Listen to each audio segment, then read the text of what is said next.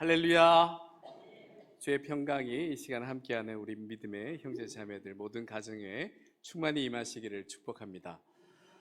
이번 주 이제 사순절이 시작됩니다. 우리 교회는 특별히 이제 크게 두 개의 절기를 지킵니다. 대림절과 사순절인데요. 대림절의 정점에는 성탄절이 있고 또 사순절의 정점에는 부활절이 있습니다. 그 사순절이 이번 주 수요일 제의 수요일이라고 해서요. 제의 수요일로 시작해서 말씀드린 것처럼 부활절 전까지 주일을 뺀 40일을 사순절 기간으로 지킵니다. 주일을 왜 빼냐 하면 그 사순절 기간이긴 하지만 그 사이에 있는 주일도 작은 부활절로 지키기 때문에 모든 경건 훈련도 그 주일날은 잠시 멈추고 나머지 시간들을 사순절 기간 경건 훈련들을 계속 이어갑니다. 이 사순절은 바로 예수 그리스도의 십자가와 부활을 바라보며 우리 믿음을 다시 정돈하는 거룩한 여정입니다. 마음을 낮추고 내 삶을 말씀 앞에 비추어 보며 다시 주님께로 돌아오는 은혜의 계절입니다. 특별히 올해 우리 교회는 창립 70주년을 맞이하며 은혜의 70년 회복과 희망의 내일로를 목회 주제로 정하고 한 해를 시작하였습니다. 오늘 장로님 기도하셨던 것처럼 홍강교회의 70년을 돌아보면 하나님께서 은혜로 붙드시고 광야 같은 길에서도 길을 내시며 무너질 것 같은 순간마다 다시 세우셨습니다. 이번 사순절에도 하나님께서 새롭게 우리의 앞길을 여시고 회복과 희망의 내일로 인도해 주실 것을 기대하는 은혜의 절기가 되시기를 축복합니다. 우리가 함께 보낼 사순절의 핵심은 하나님께서 우리를 주님 앞으로 부르신다는 은혜의 초청입니다. 그래서 우리에게는 이 사순절이 주는 몇 가지 특별한 의미가 있습니다. 첫째는 말씀으로 걷는 사순절입니다. 감정으로 걷지 않고 분위기로 걷지 않고 오직 말씀으로 하루를 시작하고 말씀으로 또 그 하루를 살아내고 말씀이 그 하루를 붙드는 계절입니다. 그리고 둘째는 회개로 깊어지는 사순절입니다. 이 사순절의 시작이 제의 수요일로 시작되잖아요. 이 죄라는 것은 이 타고 남은 죄, 그것 맞습니다. 회개할 때 죄를 머리에 쓰고 또 우리 매년 이 제의 수요일 새벽 기도회 때마다 죄를 제가 이마에 십자가로 그려드리며 나는 죄인입니다. 주 예수 그리스도의 구원의 은혜 아니면 나는 살 수 없습니다를 이 회개함으로 시작하기 때문에 이 사순절의 깊은 의미는 회개로 깊어지는 의미가 담겨 있습니다. 회개는 자책이 아닙니다. 회개는 주님께로 돌아오는 길입니다. 돌아오는 자를 하나님께서는 정죄하지 않으시고 다시 품으십니다. 그리고 셋째는 공동체와 함께 걷는 사순절입니다. 사순절은 혼자 견디는 길이 아니라 주일 설교로 큰 길을 따르고 매일의 묵상으로 작은 걸음을 이어가면서 우리 교회 공동체가 한 마음으로 주님께 가까이 나아가는 거룩한 여정입니다. 그리고 넷째는 사순절은 십자가를 지나 부활로 나아가는 절기입니다. 사순절의 끝은 십자가의 은혜와 부활의 영광이기 때문입니다. 이번 사순절 말씀 묵상은 나눠드린 그 책자는 한 구절 한 구절 그 말씀은 특별히 구약의 예언서를 중심으로 포로기 이전, 포로기 이후의 말씀을 따라가면서 하나님께서 심판 가운데서도 은혜를 거두지 않으시고 어떻게 우리를 하나님께로 돌이킴으로 부르셔서 마침내 하나님의 백성으로 그 영광을 회복시키는지를 함께 묵상하려고 합니다. 이제 이 사순절의 시작에 앞서서 오늘 함께 나눌 말씀은 하박국 2장 1절에서 4절 말씀입니다. 오늘 설교 제목은 파수대의 서며입니다. 그렇다면 파수대는 어떤 곳입니까? 먼저 오늘 제목에 나오는 파수대라는 단어는 우리 시대에 오해받기 쉬운 표현이 되었습니다. 이다님 여호와의 증인에서 나오는 정기 간행물의 이름이 파수대이다 보니 파수대라는 말이 자칫 부정적으로 들릴 수 있습니다.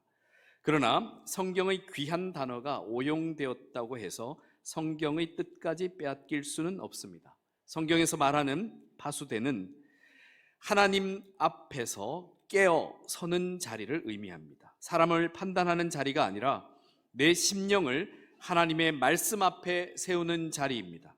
세상을 향해 손가락질하는 자리가 아니라 주님의 시선을 배우고 주님의 마음으로 세상을 바라보는 자리입니다. 오늘 본문 말씀의 기자인 하박국 선지자는 굉장한 시대의 혼란 속에서 탄식할 수밖에 없었습니다.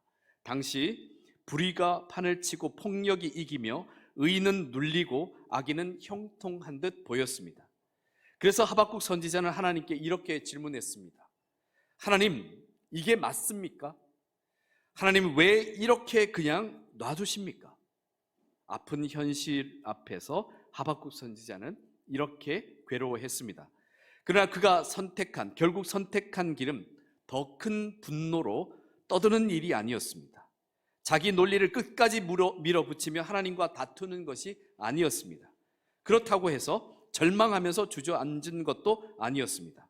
하박국 선지자는 파수대에 서는 것을 택했습니다.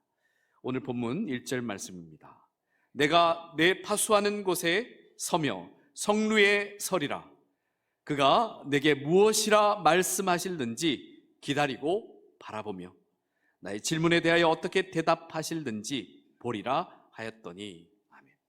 그렇습니다. 하박국 선지자는 하나님께 시선을 두며 파수대에 서기로 했습니다. 그렇다면 파수대는 구체적으로 어떤 자리이겠습니까? 파수대는 멀리까지 내다볼 수 있는 자리입니다. 그래서 일반적으로 높은 곳에 위치하고 있습니다. 성벽 위나 성루 위에서 멀리까지 볼 수 있는 자리에 있습니다. 파수대에 오르기 전에는 당장 우리 눈앞에 있는 것들에 마음을 뺏기고 보이며 주변의 소음에 갇히게 됩니다. 그래서 쉽게 눈앞의 상황에 마음을 뺏깁니다. 사람들의 말에 쉽게 휘둘리게 됩니다. 그러나 파수대에 올라서게 되면 눈앞의 상황이 달라 보입니다. 일단 높은 곳에서 보게 되면 모든 것이 작아 보입니다. 그러면서 내가 직면했던 문제들도 덩달아 작아 보입니다. 이러한 현상을 오버뷰 이펙트, 조망 효과라고도 합니다. 우주 비행사들이 우주에서 지구를 바라보며 공통적으로 경험하게 되는 현상입니다. 지구를 멀리서 바라보면 이 국경선이 하나도 보이지 않습니다. 그렇게 서로 싸우던 경계도, 이것 아니면 곧 죽을 것 같이 다투던 문제들도 한순간에 작아 보이면서 그 문제의 크기도 함께 작아져서 사라져 버립니다. 그러면서 파란 구슬 같은 지구가 결국 이 하나로 보이면서 이 아름다운 지구를 함께 지켜야겠다는 더 큰 의미가 생겨난다고 합니다. 이렇듯 위치가 바뀌면 시야가 바뀝니다. 시야가 바뀌면 마음이 바뀝니다. 마음이 바뀌면 결국 삶이 바뀝니다. 사랑하는 성도 여러분, 영적으로도 그렇습니다. 우리의 시선이 그저 삶의 현장 한복판에만 머물러 있으면 눈앞의 문제 때문에 하나님이 보이지 않을 때가 있습니다. 지금의 고통이 너무 커서 하나님의 선하심이 가려질 때가 있습니다. 사람들의 말들이 너무 많아서 하나님의 음성이 들리지 않을 때가 있습니다. 그런데 파수대에 올라서게 되면 달라집니다. 내가 붙들고 있던 문제도 한순간에 그렇게 큰일이 아니었구나로 느껴집니다. 내가 꼭 이겨야만 했던 일들, 내 주장을 관철시키기 위해 물불을 가리지 않았던 일들, 내가 끝까지 움켜쥐고 있던 체면과 분노가 하나님의 시선 앞에서 작아지고 가벼워지면서 충분히 이건 내려놓을 수 있는 것이구나라는 것을 깨닫기 시작합니다. 그러면서 다른 것들이 보이기 시작합니다. 하나님의 거룩하심이 보이고 하나님의 긍휼하심이 보이며 십자가의 은혜와 부활의 소망이 보이기 시작합니다. 그리고 지금도 우리를 향하신 하나님의 계획하심이 보이기 시작합니다. 그래서 하나님께서는 우리를 파수대로 부르십니다. 파수대는 한마디로 내 시선이 하나님의 시선으로 옮겨지는 자리입니다.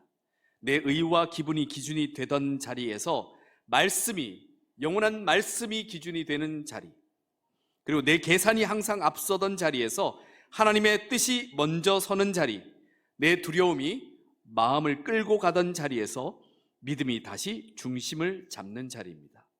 사랑하는 성도 여러분, 사순절은 바로 이러한 시선의 전환을 위해 하나님께서 우리에게 주신 절기입니다. 십자가, 특별히 십자가는 하나님의 시선이 가장 선명하게 머무르는 자리입니다. 그러므로 이번 사순절에 우리가 가장 먼저 해야 할 일은 파수대에 서는 것입니다. 내 눈에 보이는 문제의 크기에 압도되어 사는 것이 아니라 주님의 시선으로 내 삶과 시대를 다시 바라보는 것입니다. 삶의 소음에 휘둘리며 마음을 빼앗기는 삶이 아니라 하나님의 말씀 앞에서, 그 말씀 안에서 흩어진 마음이 다시 모이고 흐트러진 삶이 다시 정렬되는 것입니다. 그저 오늘만 보이던 우리의 시야가 하나님께서 열어가실 내일을 기대하며 바라보게 되는 것, 그것이 바로 파수대에 서는 은혜입니다. 그런데 파수대는 한편으로는 참 고독한 자리이기도 합니다. 파수대는 사람이 모여 떠드는 광장이 아닙니다. 바람이 차고 긴 밤에도 홀로 서 있어야 하는 자리가 파수대입니다. 그 파수대 위에 서는 파수꾼은 박수받는 자리에 서는 사람이 아닙니다. 즉 파수대는 자기 존재를 드러내는 자리가 아닙니다. 오히려 잠잠히 자기 마음을 다스리는 자리입니다. 그래서 파수대는 고독한 자리일 수 있습니다. 그런데 사랑하는 성도 여러분, 이러한 고독이 반드시 나쁜 것만은 아닙니다. 때때로 하나님께서는 우리를 더 깊이 그 관계하시며 관계를 맺기 위해 의도적으로 고독한 자리로 부르기도 하십니다. 성경상에 여러 인물들이 있습니다. 그 중에 야곱은 야복강 나루에서 홀로 남았을 때 하나님과 씨름하며 그의 이름이 바뀌었습니다. 야곱에서 이스라엘로 말입니다. 성공을 붙잡으려고 모든 노력을 다했던 그 인생에서 이제는 하나님께 붙들린 인생으로 바뀌게 되었습니다. 모세는 광야의 고독 속에서 양을 치던 중에 떨기나무 불꽃 가운데서 하나님을 만나게 되면서 애굽에서 출애굽하는, 민족이 출애굽하게 되는 위대한 역사에 참여하게 되었습니다. 부름을 받게 되었습니다. 다윗은 사람들의 박수 속에서 다윗 왕의 명성이 만들어진 것이 아닙니다. 들판과 광야의 고독 속에서 하나님을 신뢰하는 법을 배웠고 그 고독 속에서 시편의 수많은 고백들이 탄생하게 되었습니다. 하나님께서는 이처럼 저와 여러분, 우리도 때때로 고독한 자리로 부르십니다. 그 이유는 그 자리에서 비로소 세상의 소음이 잦아들고 사람의 시선이 멀어지면서 내 마음 속에서 끊임없이 떠들던 자기 변명과 자기 합리화가 잠잠해지고 그제야 하나님의 음성을 더 또렷하게 듣기 시작하기 때문입니다. 우리는 평소에 너무 많은 소리 가운데 살아가고 있습니다. 사람들의 평가, 비교, 경쟁, 걱정, 심지어 휴대폰에서 끊임없이 알림이 옵니다. 그 소리들이 마음을 가득 채우게 되면서 정작 가장 들어야 할 하나님의 음성은 듣지 못한 채 살아가게 됩니다. 그런데 파수대에 섰을 때의 그 고독은 우리를 그 소리에서 잠시 떼어놓습니다. 사순절의 훈련이 바로 이러한 것입니다. 내가 평소에 의지하던 것들을 잠시 내려놓고 한 끼를 금식하며 습관을 절제하고 말의 양을 줄이며 내가 늘 붙들고 있던 것들을 내려놓는 것만큼 주님을 더 붙드는 시간입니다. 고독은 사람이 없는 상태가 아니라 하나님 앞에서 나 자신을 숨길 수 없는 상태를 의미합니다. 사람이 많을 때, 또 사람들 속에 있을 때는 내 마음을 이리저리 포장하기도 합니다. 바쁠 때는 내 영혼이 텅 비어 있음에도 그 빈자리를 채우지 않은 채 그냥 모른 척 덮어두기도 합니다. 그런데 고독한 자리에서는 그 모든 가림막이 다 벗겨집니다. 그래서 우리는 그 자리에서 비로소 솔직해집니다. 주님, 저는 약합니다. 주님, 저는 두렵습니다. 그래서 고독은 우리를 아프게도 하지만 동시에 우리를 살리기도 합니다. 아픈 이유는 그 가림막이 벗겨지기도 하고 내가 붙들고 있던 것들을 내려놓아야 하기 때문입니다. 하지만 살아나는 이유는 그 벗겨진 자리, 내려놓은 그 자리에 하나님의 은혜가 채워지기 때문입니다. 고독은 우리를 고립시키는 시간이 아니라 하나님께서 우리를 다시 품으시는 시간입니다. 그러므로 사랑하는 성도 여러분, 이번 사순절에 맞이하게 될 고독을 너무 두려워하지 마시기 바랍니다. 그 고독은 벌이 아니라 초청입니다. 파수대의 고독 속에서 우리의 마음이 더 깊어지고 우리의 기도가 더 진실해지며 우리의 믿음이 더 단단해지시길 축복합니다. 하박국은 이렇게 말합니다. 그리고 세 번째, 이제 파수대는 바로 기다리는 자리라고 말입니다. 그가 내게 무엇이라 말씀하실는지 기다리고 바라보며. 아멘. 파수꾼은 분주하게 자리를 이탈하지 않습니다. 파수꾼은 소문에 따라 흔들려서는 안 됩니다. 파수꾼은 그 자리를 지키며 기다려야 합니다. 여기서 우리가 오해하지 말아야 할 것은 기다려야 한다고 해서 아무것도 안 하는 것이 아닙니다. 기다림은 손 놓고 포기하는 것이 아닙니다. 기다림은 하나님을 신뢰하는 가장 적극적인 믿음입니다. 왜냐하면 그 기다림 속에는 이러한 고백이 들어있기 때문입니다. 주님, 제가 당장은 다 알지 못해도 제가 생각하는 그 시간표가 아니라 주님의 그 시간표가 옳습니다 라는 이 고백이 기다림을 가능하게 합니다. 사랑하는 성도 여러분, 우리는 너무 빨리 결론을 내리곤 합니다. 그럴 수밖에 없는 것이 세상이 너무 빨리 변하기 때문입니다. 그러한 세상에서 살다 보니 너무 빨리 포기하고 너무 빨리 낙심하고 너무 빨리 분노합니다. 이러한 영향으로 우리의 신앙생활도 그렇게 됩니다. 우리의 기도도 그렇게 됩니다. 몇 번 기도했는데 변화가 없으면 안 되나 보다 하고 포기해버립니다. 말씀도 그렇습니다. 몇 번 이 말씀을 읽었는데 마음이 뜨겁지 않으면 이 별것 없나 보다 하고 돌아섭니다. 관계에 있어서 그렇습니다. 한번 상처받으면 끝이다, 그렇게 단정해버리고는 그 관계를 끊어버립니다. 그러나 하나님께서는 우리 삶 속에 이루어져야 할 때 그 역사를 이루십니다. 하나님께서는 우리가 이래라 저래라 할 수 있는 우리의 종이 아닙니다. 하나님께서 정하신 때에 일하시는 분이십니다. 그래서 하박국 2장 3절에서 이렇게 말씀하십니다. 이 묵시는 정한 때가 있나니 그 종말이 속히 이르겠고 결코 거짓되지 아니하리라. 비록 더딜지라도 기다리라. 지체되지 않고 반드시 응하리라. 아멘. 더딘 것처럼 보이는 시간이 결코 하나님의 부재, 하나님께서 계시지 않다, 하나님께서 역사하지 않다는 것이 아닙니다. 오히려 하나님께서는 그 시간 속에서 우리의 마음을 다듬으시고 믿음을 단련하시며 우리가 하나님의 역사를 감당할 수 있는 그릇이 되도록 준비시키십니다. 그래서 파수대의 기다림은 시간 낭비가 아니라 하나님께서 우리 안에서 일하시는 시간입니다. 파수대에서 서서 기다린다는 것은 어두운 밤에도 반드시 해가 떠올라 환한 낮이, 새벽이 밝을 것이다 하는 그 확신으로 기다리는 것입니다. 그 기다림 끝에 하나님께서 반드시 응하게 하실 것을 믿습니다. 그 기다림 속에서 하나님께서 우리의 믿음을 다시 살리시고 우리 공동체를 은혜와 회복과 희망의 길로 반드시 이끄실 줄 믿습니다. 그렇다면 파수대에 선다는 것은 우리 삶에서 어떻게 살아가는 것이겠습니까? 파수대에 서라 라는 말이 추상적으로 들릴 수도 있습니다. 그렇다면 파수대에 선다는 것은 우리 삶에서 실제로 무엇을 의미하는 것이겠습니까? 오늘 하박국 선지자의 고백을 우리 일상으로 옮겨보면 파수대는 거창한 장소에 높이 올라서는 것을 의미하는 것이 아니라 하루의 방향, 마음의 자리를 정하는 아주 구체적인 삶의 방식입니다. 사순절은 바로 그 삶의 방식을 다시 바로 세우는 시간입니다. 이번 사순절을 맞아 특별히 세 가지 방식을 함께 실천으로 옮겼으면 합니다. 첫 번째는 하루의 첫 시선, 일어나서 눈을 떠서 첫 보게 되는 것, 마음을 두고 보게 되는 것, 그것이 세상의 소식이 아니라 하나님의 말씀이 되기를 축복합니다. 말씀에 우리의 첫 시선을 두는 것입니다. 첫 시선이 어디를 향하느냐가 최소한 그날, 그 하루의 우리의 영혼의 방향을 결정합니다.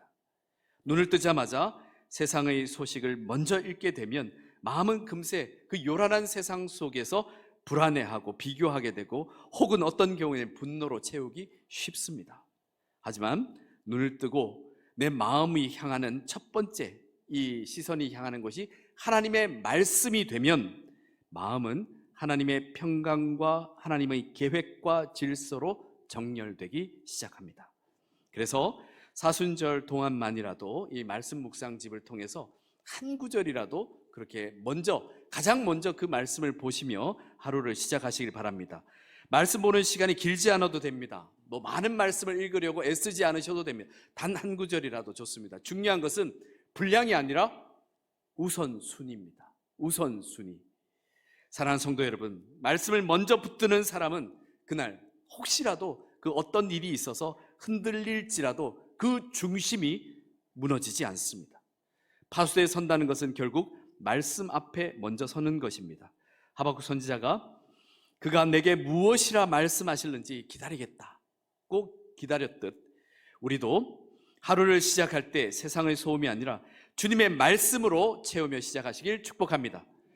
두 번째는 매일의 경건 훈련으로 예수 그리스도의 삶이 우리 삶에 새겨지시기를, 그저 시간이 지나 잊혀져 가는 것이 아니라 새겨지시기를 바랍니다. 사랑하는 성도 여러분, 파수대에 선다는 것은 어느 날 한번 어떤 마음의 결단으로 내가 한번 섰다라는 것으로 끝나는 것이 아닙니다. 매일의 경건 훈련을 통해 예수 그리스도의 삶을 우리 삶에 새기는 것입니다. 이번 사순절 경건 훈련의 한 가지로 매년 해왔었던 건데요, 사순절 기간 또는 고난주간 동안 저와 함께 하루 한 끼를 금식하며 기도하는 시간들을 갖는 것입니다. 이번 사순절에도 저와 함께 이 훈련에 참여하신 분들이 많이 계십니다. 그래서 저는 참여하신 분들에게 매일 개인적으로 문자를 드리면서 격려하면서 함께 기도하며 이 경건 훈련을 끝까지 걸어가 보려고 합니다. 우리가 사순절에 한 끼를 금식하는 이유는 단순히 먹지 않는 훈련을 하는 것이 아닙니다. 단순히 금식이 내 욕망을 억제하는 것을 자랑하기 위한 종교적인 그러한 수행이 아닙니다. 이것은 그 시간만큼, 내가 금식하는 그 시간만큼 하나님께로 더 가까이 가기 위한 거룩한 선택을 하는 훈련입니다. 금식을 단순히 참는 것으로 끝내면 며칠 지나가면 갈수록 몸도 지치고 마음도 지칩니다. 그러나 이 금식의 의미를 하나님 앞에서 깨어있음, 하나님으로 말미암아 그 시간을 오히려 채움으로 의미를 둘 때 은혜가 됩니다. 하나님께서는 우리가 비우는 만큼 채우시는 분이십니다. 내가 내려놓는 만큼 하나님께서 반드시 붙드십니다. 내가 잠잠해지는 만큼 하나님께서 말씀하십니다. 그리고 꼭 금식만으로 우리가 파수대의 삶을 사는 것은 아닙니다. 때로는 어떤 분은 건강상의 이유로 금식이 어려운 분들도 계십니다.